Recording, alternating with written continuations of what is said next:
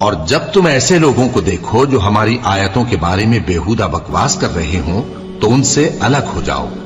یہاں تک کہ وہ اور باتوں میں مصروف ہو جائیں۔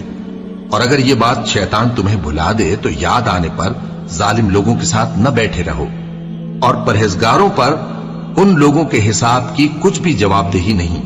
ہاں نصیحت تاکہ وہ بھی پرہیزگار ہوں۔ اور جن لوگوں نے اپنے دین کو کھیل اور تماشا بنا رکھا ہے اور دنیا کی زندگی نے ان کو دھوکے میں ڈال رکھا ہے، ان سے کچھ کام نہ رکھو،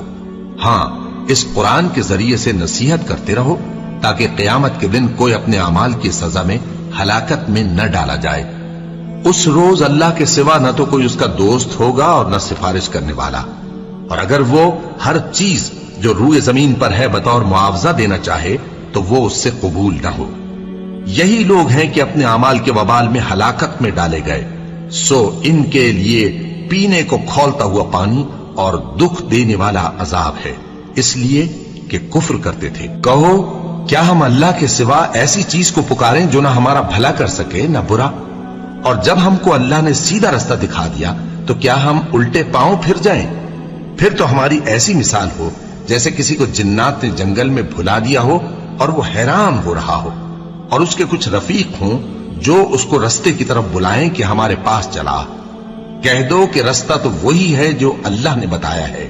اور ہمیں تو یہ حکم ملا ہے کہ ہم اللہ رب العالمین کے فرما بردار بنے،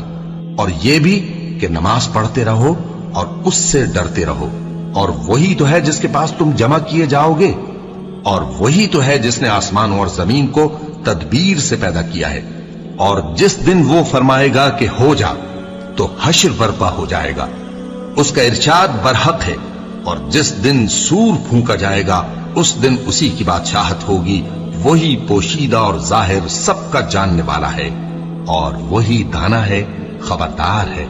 اور وہ وقت بھی یاد کرنے کے لائق ہے جب ابراہیم نے اپنے باپ آزر سے کہا تھا، تم کیا بتوں کو معبود بناتے ہو؟ میں دیکھتا ہوں کہ تم اور تمہاری قوم کھلی گمراہی میں ہو۔ اور ہم اس طرح ابراہیم کو آسمانوں اور زمین کے عجائبات دکھانے لگے تاکہ وہ خوب یقین کرنے والوں میں ہو جائیں۔ یعنی جب رات نے ان کو پردہ تاریکی سے ڈھانپ لیا تو آسمان میں ایک ستارہ نظر پڑا، کہنے لگے یہ میرا پروردگار ہے۔ جب وہ غائب ہو گیا تو کہنے لگے کہ مجھے غائب ہو جانے والے تو پسند نہیں۔ پھر جب چاند کو دیکھا کہ چمک رہا ہے تو کہنے لگے یہ میرا پروردگار ہے۔ لیکن جب وہ بھی چھپ گیا تو بول اٹھے